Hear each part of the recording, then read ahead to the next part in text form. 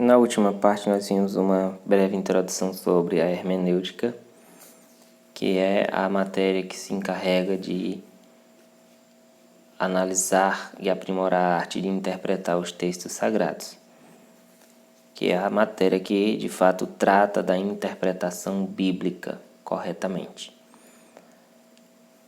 A Bíblia apresenta alguns pontos difíceis de entender e para isso se faz necessário o conhecimento de hermenêutica. O primeiro princípio de interpretação das Sagradas Escrituras, dentro da hermenêutica, não existe grandes conhecimentos, que é aquele que nós já falamos. A Bíblia interpreta a própria Bíblia. Em outras palavras, é por meio da leitura bíblica que o cristão mais entende a Bíblia. Quem lê pouco, sabe pouco da Bíblia. Quem lê muito, sabe muito. Mas ler muito não significa ler por ler. A qualidade da leitura é importantíssima. Quem se aplica à leitura da Bíblia, por exemplo, entenderá que a guarda do sábado não se refere aos cristãos. A própria Bíblia assevera que isto foi apresentado como mandamento exclusivamente ao povo israelita, que saiu do Egito sob o comando de Moisés, conforme nós vemos em Êxodo capítulo 20, versículos 1 a 8. Também não é preciso nenhum estudo extra-bíblico para se descobrir que em Provérbios 22, 28, quando fala os limites antigos, esses limites não são ensinamentos, mas sim são demarcações de terrenos, conforme Provérbios 23, 10, Deuteronômio 19, 14, Jó 24, 2.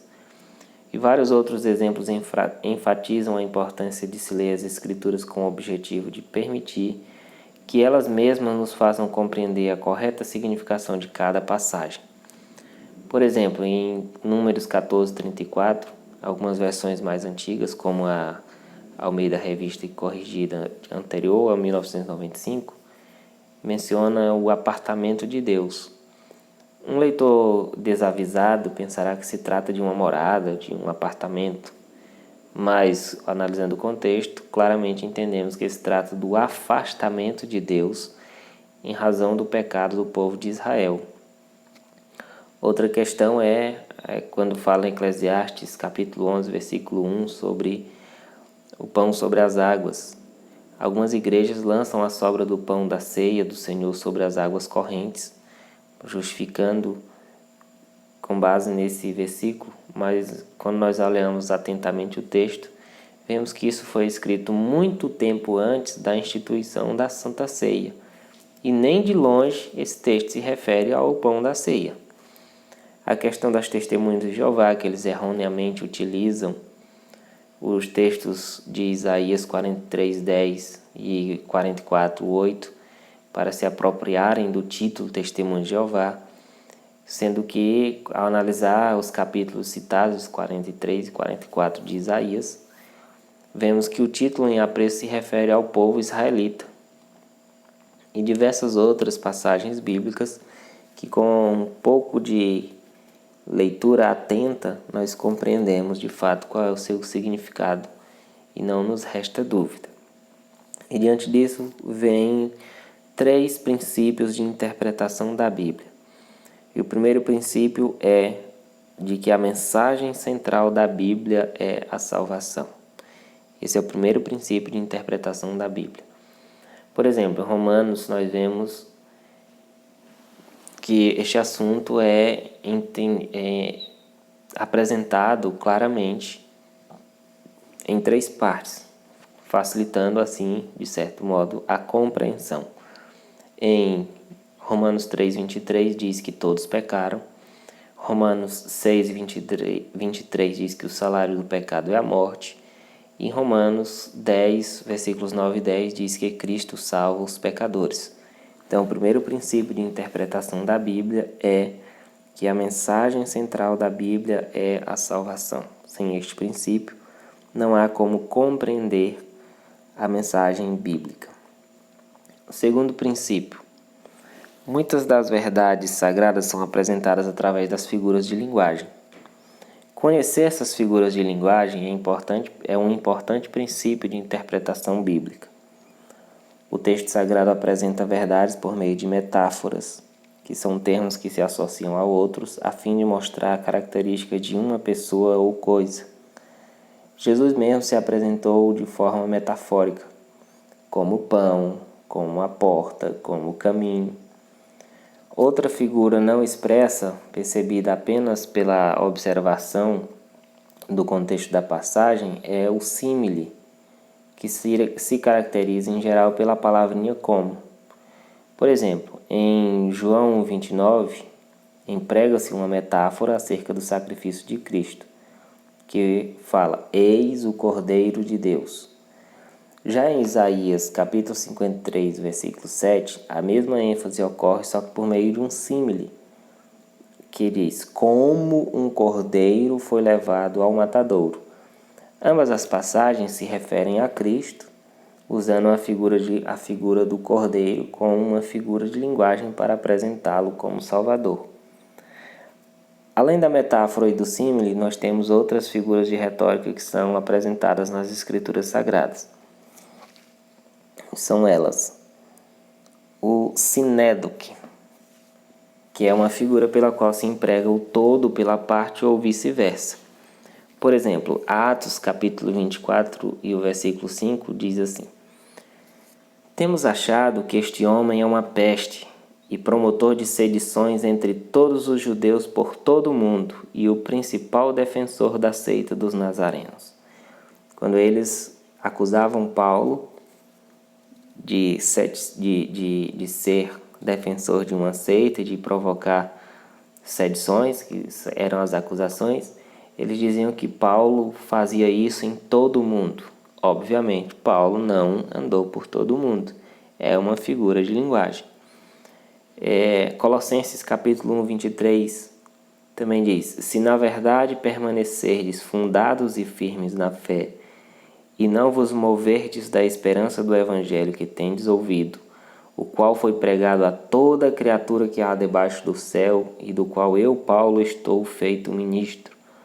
Quando ele fala que o evangelho foi pregado a toda criatura, é uma figura de linguagem, que nesse caso é a sinédoque.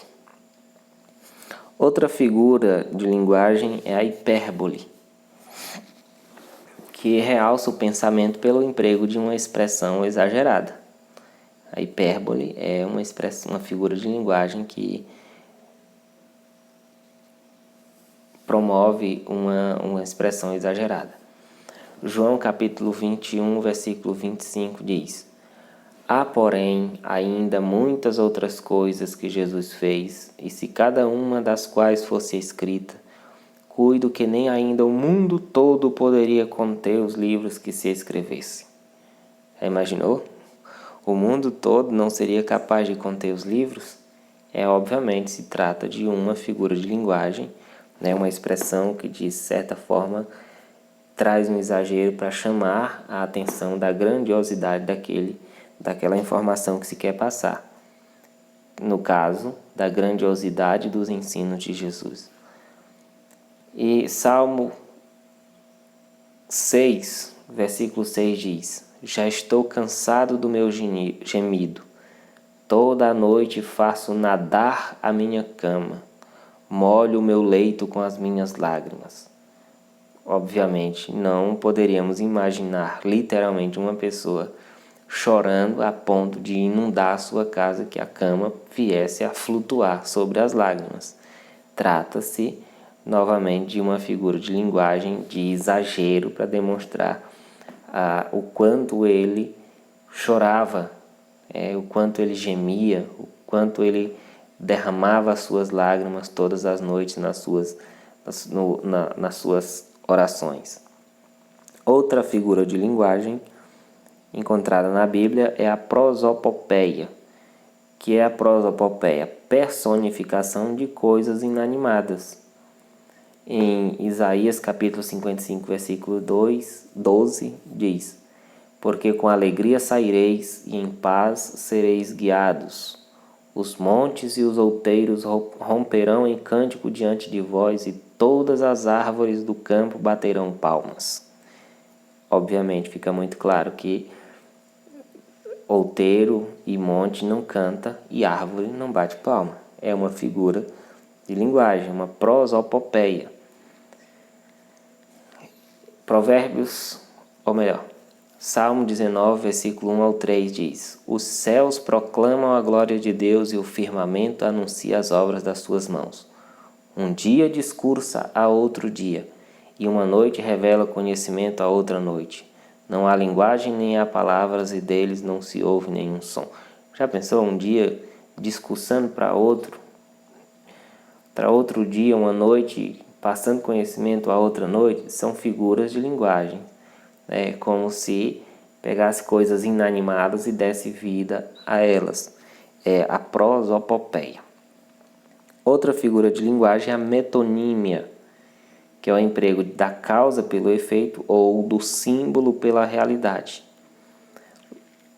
Lucas 16, versículo 29 diz: no episódio da morte de Lázaro, que fala da morte de Lázaro e do rico, quando Lázaro conversa com Abraão, Abraão diz, quando ele clama para que ele enviasse alguém para pregar aos seus parentes, Abraão responde: tem Moisés e os profetas, ouçam-nos. Obviamente, Moisés e os profetas, que já haviam morrido há muito tempo, não estavam mais na terra para pregar a eles. Então é uma figura de linguagem indicando que existiam outras pessoas, que existiam outros profetas, que existiam outros nomes que estavam aqui anunciando a mensagem de salvação. Em Lucas, 1 Coríntios capítulo 11, versículo 26 diz: porque todas as vezes que comerdes este pão e beberdes este cálice, anunciais a morte do Senhor até que venha. Olhando gramaticalmente, não é possível comer um pão e beber o mesmo cálice mais de uma vez. É uma figura de linguagem. Paulo estava dizendo que Jesus falou: todas as vezes que vocês cearem, desta forma estão relembrando a morte do Senhor até o dia que ele venha. É uma outra figura de linguagem. O paradoxo é uma proposição ou ideia ou opinião aparentemente contraditória.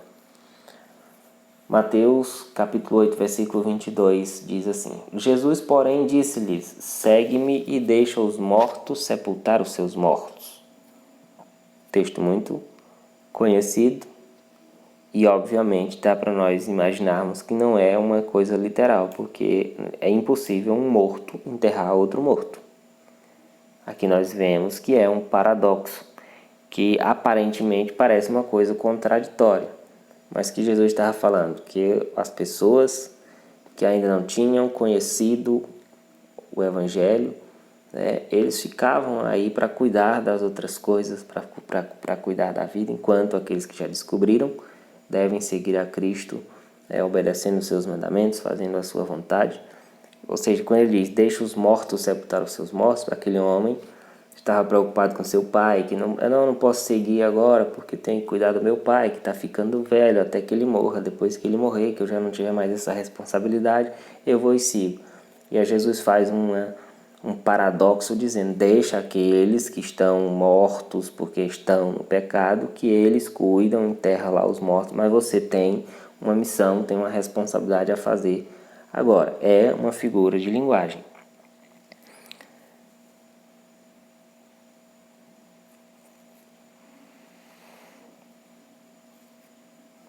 Mateus capítulo 10, Mateus 23, versículo 24. Jesus falando com os fariseus e os doutores da lei, ele diz: condutores cegos, que coais um mosquito e engolis um camelo. Novamente dá para nós vermos que se trata de uma figura de linguagem, porque não há possibilidade de uma pessoa engolir um camelo.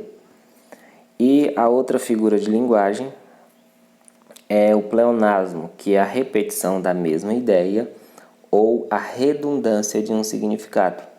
E aí nós temos um texto clássico de João 11:43, que diz o texto: e tendo dito isto, clamou com grande voz. Lázaro, sai para fora. Obviamente, quando Jesus diz sai para fora, é para chamar a atenção o fato de Lázaro sair, já que não dá para sair para dentro. É aí um pleonasmo ou uma redundância. Sai para fora ou entra para dentro. São pleonasmos para reforçar uma ideia, para dar uma ênfase a uma determinada ideia. Atos capítulo 14, versículo 10 diz: E disse em alta voz: Levanta-te direito sobre teus pés. E ele saltou e andou. É claro que se alguém estava sentado para levantar, tinha que levantar sobre os pés. Mas mais uma vez a figura de linguagem para reforçar uma ideia. E a última figura de linguagem aqui listada é a ironia, que também exprime aparentemente o contrário. 1 Reis,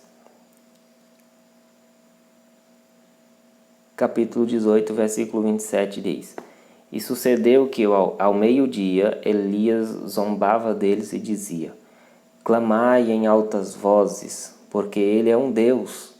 Pode ser que esteja falando ou que tenha alguma coisa que fazer, ou que intente alguma viagem, talvez esteja dormindo e despertará. Obviamente, Elias zombava do deus Baal, por ele não ter nenhum poder, e aí ele falava isso uma ironia. É claro que se ele fosse Deus, não teria esses problemas, essas limitações. E aí Elias zomba deles usando essa figura de linguagem. Outra aplicação é em Jó capítulo 12, versículo 2, que mais uma vez é aplicada a ironia. Quando diz: Na verdade, vós sois o povo e convosco morrerá a sabedoria. Obviamente, morrendo uma pessoa, morrendo um povo, morrendo uma nação, não significa dizer que a sabedoria vai morrer junto com eles. É também uma figura de linguagem. E o terceiro princípio de interpretação bíblica, terceiro princípio para interpretarmos corretamente a Bíblia é os conhecimentos históricos e culturais. A ferramenta que não pode faltar na interpretação bíblica. Nesse caso, devemos fazer sempre a pergunta: o que significa isso para mim? Não é essa a pergunta. O que devemos perguntar é: o que isso significava para o autor?